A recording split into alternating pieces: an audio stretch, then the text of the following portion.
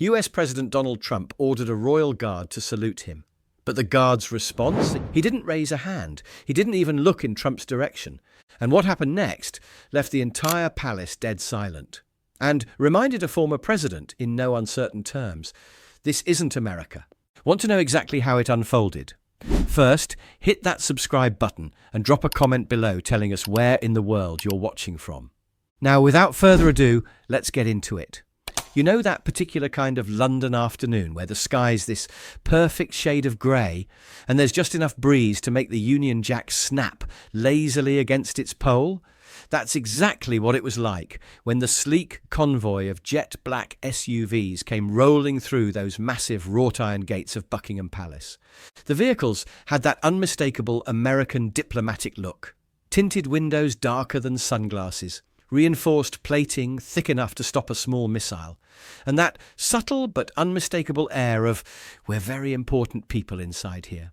Along the barriers, tourists were already lifting their phones, trying to catch a glimpse of whoever was significant enough to roll up to the palace like they owned the place. Then the door opens and out steps Donald Trump.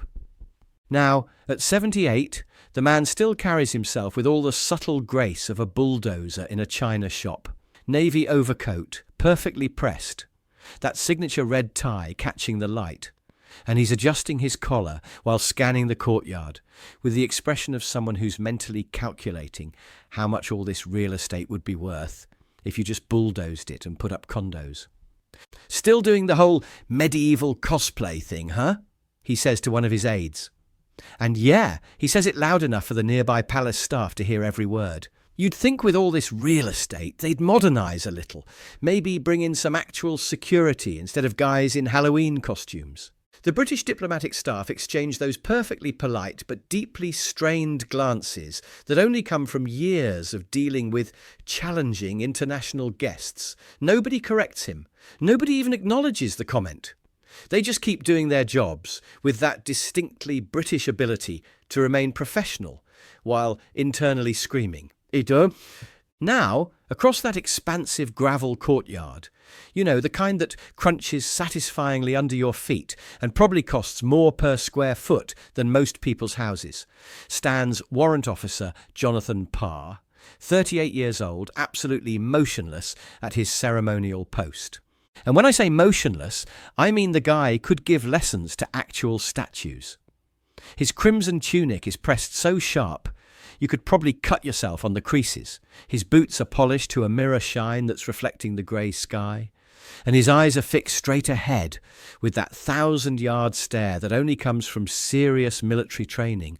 But here's what Trump doesn't know, and what most tourists never realise about this particular guy in a costume. Parr isn't just some ceremonial decoration. This man served with distinction during joint UN operations in Syria. We're talking convoy extractions in hostile zones, corridor security when things got ugly, the kind of deployment where keeping your head down literally means the difference between coming home or not. He'd been commended for maintaining his position during a mortar strike outside Aleppo, and we're not talking about a brief shower of fireworks here. This was a sustained attack, and Parr refused to abandon his post until every single civilian in a supply convoy was safely evacuated. His citation praised an exceptional display of composed bravery under fire. The kind of composure that doesn't just happen, it gets forged in places where silence can mean survival and discipline can save lives. So when Trump's gaze lands on him across that courtyard, he's not looking at some theatrical prop. He's looking at a combat veteran who's forgotten more about real discipline than most people ever learn. That one, Trump says, gesturing toward Parr with the kind of casual point you'd use to select a menu item. Let's see if he knows who's boss. His aide looks up sharply, probably already calculating how many apology calls this is going to require. Sir, this isn't part of the schedule.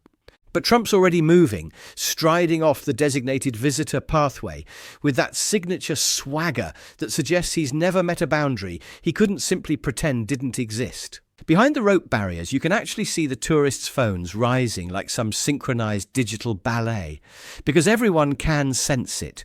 Something's about to go sideways and nobody wants to miss it. Trump brushes past a diplomatic attaché who instinctively reaches out to redirect him, then thinks better of it.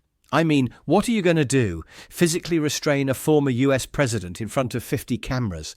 That's a career-ending move right there. Sir, if you could remain with the tour group, calls one of the British liaisons, her voice carrying that particular tone of someone trying to be helpful while internally preparing for disaster. Trump doesn't even glance back. Relax, sweetheart, I'm just saying hello. A Secret Service agent moves to shadow him, clearly uncomfortable but unwilling to intervene.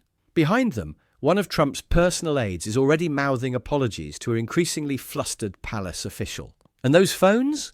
They're all recording now because everyone in that crowd can sense that whatever's about to happen, it's going to be the kind of thing you tell stories about. Trump approaches Warrant Officer Parr with the casual confidence of a man who's spent his entire life expecting doors to open and people to step aside. He stops just a few feet away, close enough to make it personal, far enough to maintain plausible deniability, and folds his arms like he's inspecting a used car. Now that, he announces, projecting his voice for the benefit of the growing audience, is some outfit. Tremendous, very theatrical. Who's the costume designer? Is it someone from that Bridgerton show? A few of his entourage manage these forced, uncomfortable chuckles. The kind of laughter that says, I have to laugh because he's my boss, but this is deeply awkward. Parr doesn't blink. Not even a flutter. Trump smirks, taking another half step forward, moving into that space that every tourist knows you're not supposed to enter. You know, in the States, soldiers salute their commanders. I've been saluted by generals, Marines, Navy guys, you name it. Even got a salute from a French colonel once, and trust me, that's not easy to get. He actually mimics a stiff military posture, raising his hand in this exaggerated mock salute that would be funny if it weren't so deeply inappropriate. You salute your president, don't you? Trump continues, cocking his head with that expression of someone who thinks he's being clever. Well, I'm a president. Still am to a lot of people. So go ahead. Show the people some respect. That's an order. The crowd freezes. You can actually feel it. That moment when casual curiosity transforms into something much more uncomfortable. Phones are still up, but the expressions behind them have shifted from amusement to something closer to concern. Parr's face reveals absolutely nothing. Not defiance, not confusion, not irritation. It's like looking at a perfectly composed mask of professional discipline. If he's registered Trump's presence at all, there's no external sign of it. A few tourists lower their phones slightly, their faces showing that dawning realization that they might be witnessing something they'd rather not see. Trump's aide steps closer, murmuring, "Sir, he's not supposed to..." "Shh." Trump waves him off, without breaking eye contact with the motionless guard. "He heard me." He leans in slightly, lowering his voice, but not quite whispering. "Come on, just a little salute. You want to make an ally feel respected, don't you?" Near the rope barrier, a small British girl tugs on her mum's coat with that insistent urgency only children can manage. "Mum, is that man allowed to talk to the soldier like that?" Her mother doesn't respond immediately.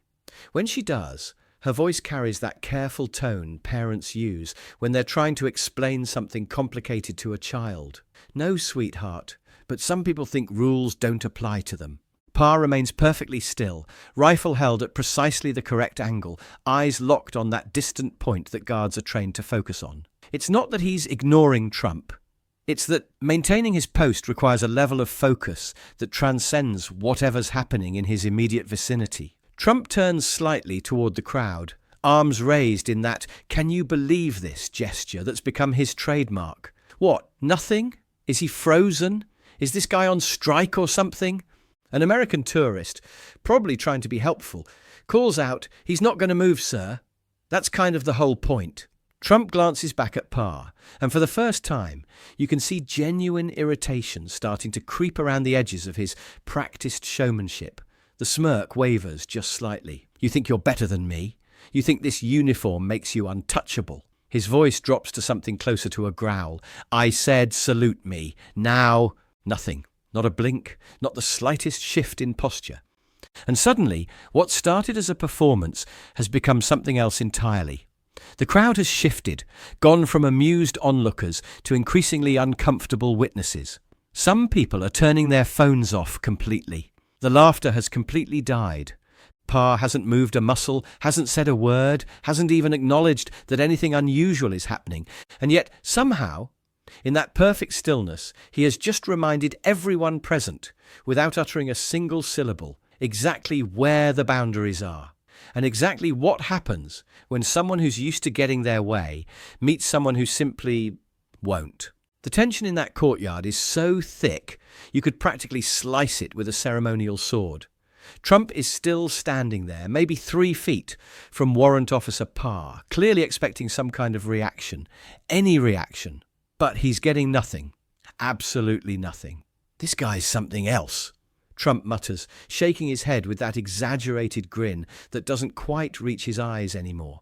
I've had Marines salute me on 5 continents, got a standing ovation from the Israeli Knesset. This guy can't even blink.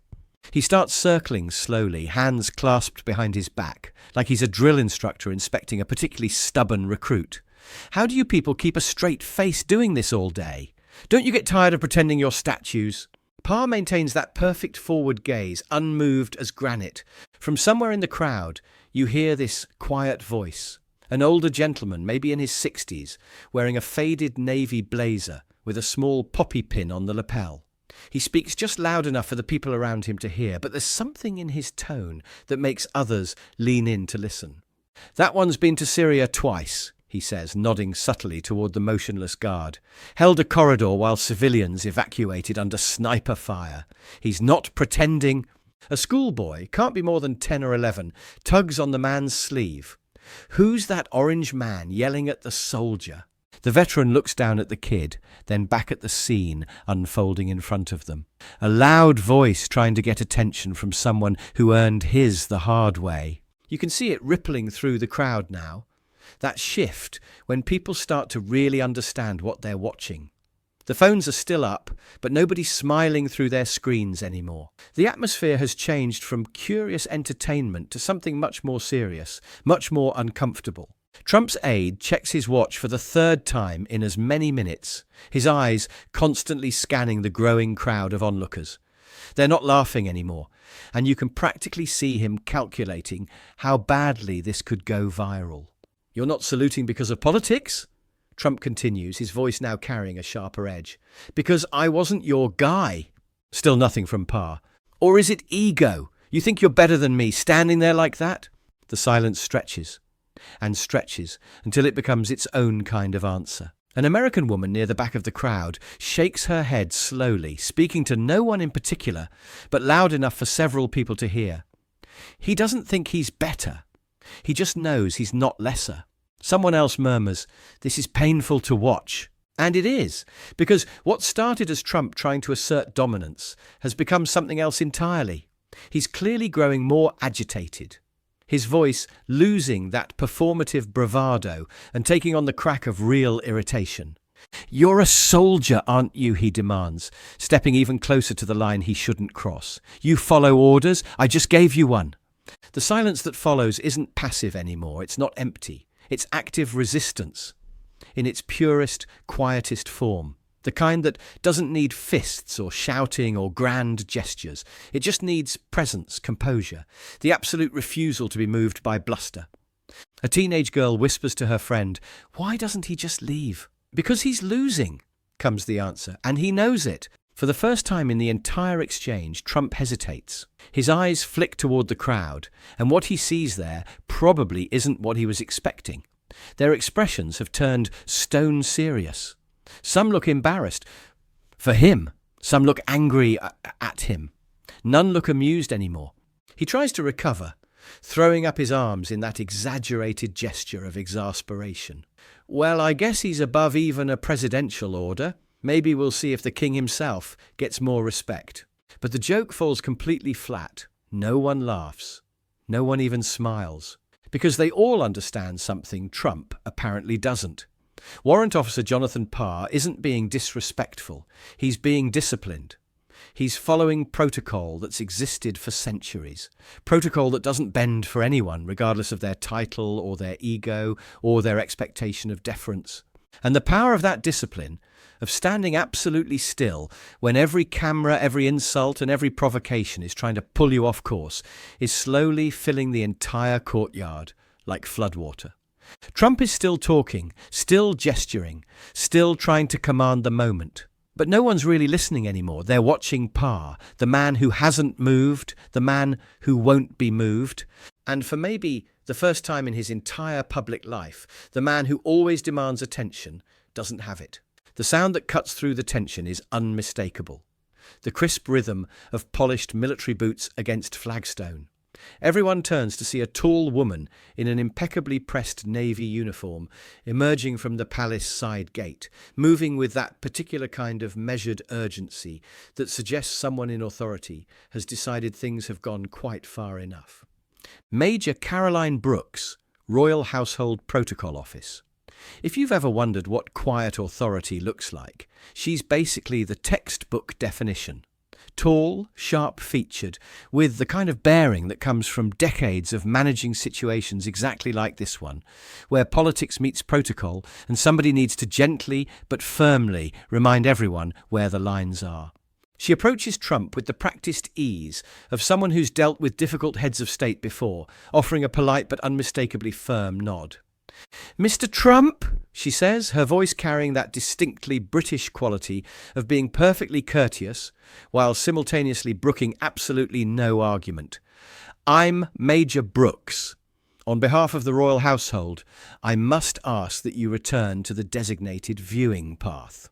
Trump flashes one of his trademark grins and points toward Parr without actually looking at him. "Just admiring the setup here, Major. Great costumes, amazing posture. You should see how quickly my Secret Service guys salute when I walk past." Brooks doesn't even blink. "Sir, the Coldstream Guards are not actors. They are serving members of His Majesty's Armed Forces. This area is an active ceremonial post, and your proximity violates standing protocol." "Standing protocol?" Trump's eyebrows go up, like he's genuinely amused by the concept. "I've been saluted by kings and generals, Major. Don't tell me I can't talk to a man in a bearskin hat." She meets his gaze directly, steady and clear as glass. "And yet, none of them needed to be told twice, sir." Boom. Just like that. No raised voice, no dramatic gesture, just a simple statement that lands like a precision-guided missile. The crowd around them goes dead quiet. You can actually hear someone's sharp intake of breath. A barely audible oof ripples through the onlookers. Trump tries to laugh it off, gesturing broadly toward the palace with both arms. "You know, I've always liked this place. Tremendous architecture. I even had tea with the Queen once. Tremendous lady. I told her this would be a great place for golf if you flattened the back garden and put in 18 holes." Major Brooks's expression doesn't shift by even a millimetre. "This isn't a golf course, Mr. Trump." That gets an actual chuckle from the crowd. Not with him, but decidedly at him. And you can see it, the register on his face. That moment when someone who's used to controlling the room realises the room has turned. He pivots back toward Parr, clearly still rankled by the guard's continued silence. "All I said was salute me. You'd think I insulted the crown jewels or something. You instructed a British soldier to break formation on royal ground," Brooks says, her tone never shifting from that perfectly professional register, but with each word carrying the weight of steel wrapped in silk. "In our tradition, service is to the crown, not to personalities." Trump's mouth opens, then closes. His aide steps closer, whispering something urgent near his shoulder. He waves the man off with visible irritation. All right, Trump mutters, taking half a step back, the first retreat he's made all afternoon. "Didn't realise you all were so sensitive about your mannequins." Brooks doesn't respond to the insult. Her silence isn't wounded pride. It's protocol. Professional discipline that doesn't need to defend itself because it simply is. And behind her, Warrant Officer Parr still hasn't moved. Still hasn't acknowledged any of this. Still stands like he's carved from the very stones of the palace himself. The crowd has shifted again. A middle-aged man, probably a teacher judging by his patient demeanour with the group of teenagers around him, leans down to one of his students.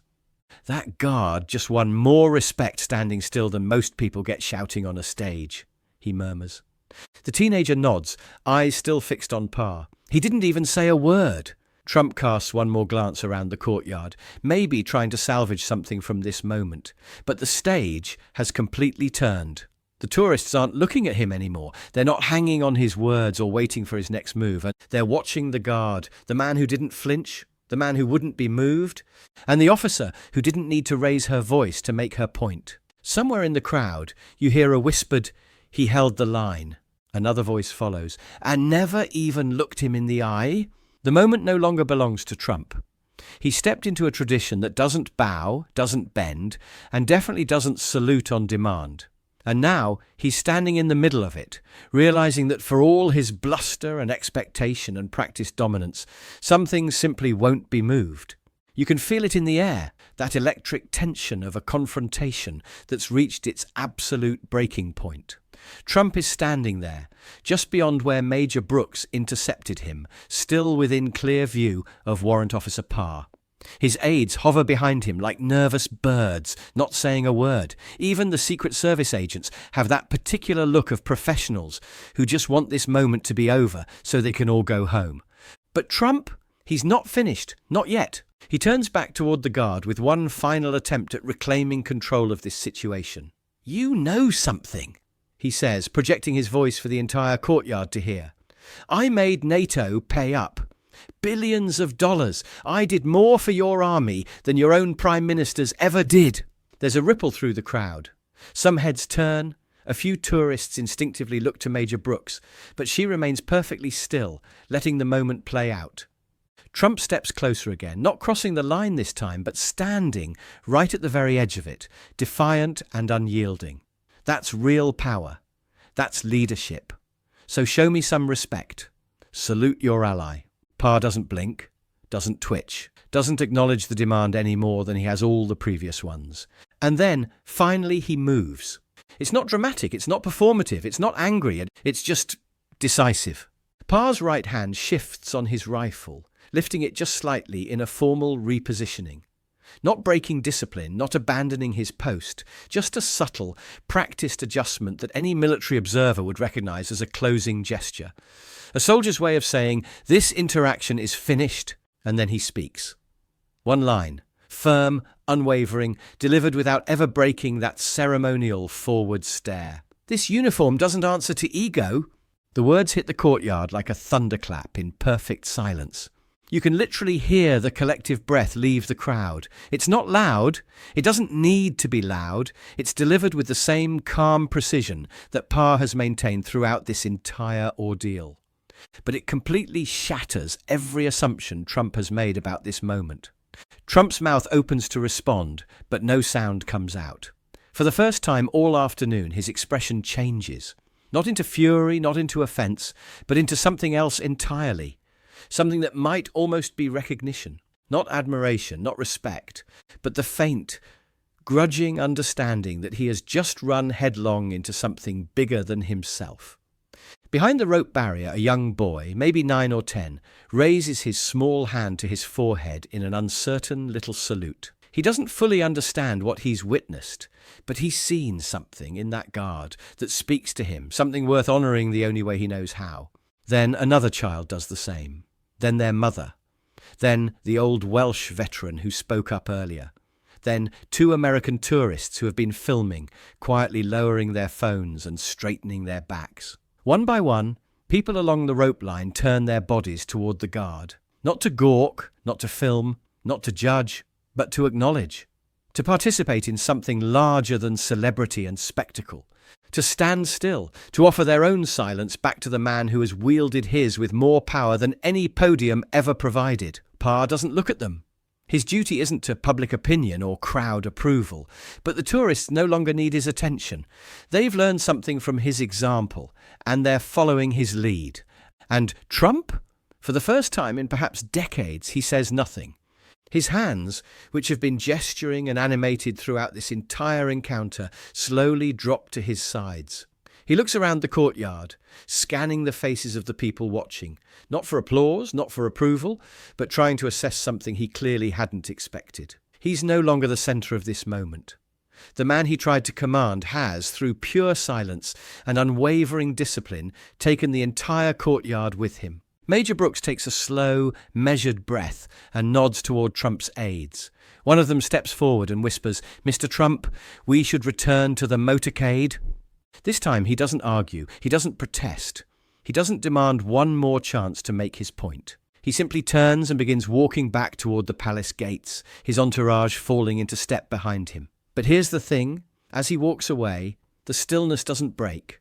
No one boos, no one mocks, no one cheers, but no one follows either.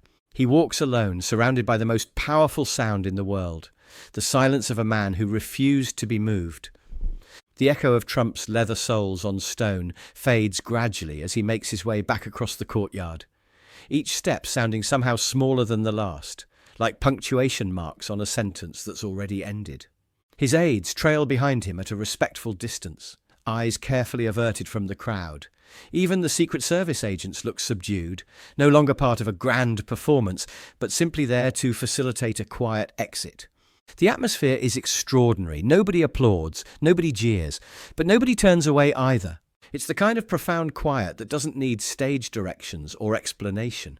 It holds its own weight, like the pause between a judge's final words and the fall of the gavel. Behind them, Warrant Officer Jonathan Parr has resumed his perfect stillness, rifle at precisely the regulation angle, eyes fixed on that distant point that guards are trained to focus on. To anyone arriving now, he might appear to have been standing exactly like this all along, untouched by drama, unbothered by spectacle. But everyone present knows better. They've witnessed something that can't be captured in a quick photo or a viral video clip. As Trump passes the front ranks of tourists, he doesn't acknowledge them. No nods, no waves, no final attempts at connection. Maybe he understands that such gestures wouldn't be returned.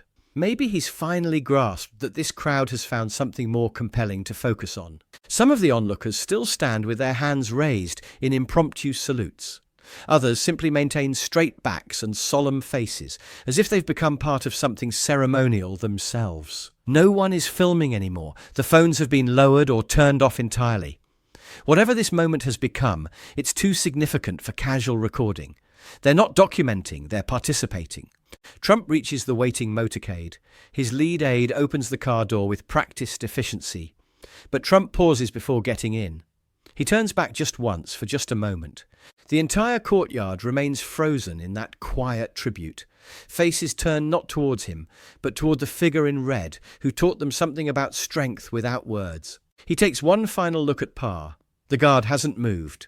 Not for the spectacle, not for the silence, not for the cameras or the crowd, or the former President of the United States.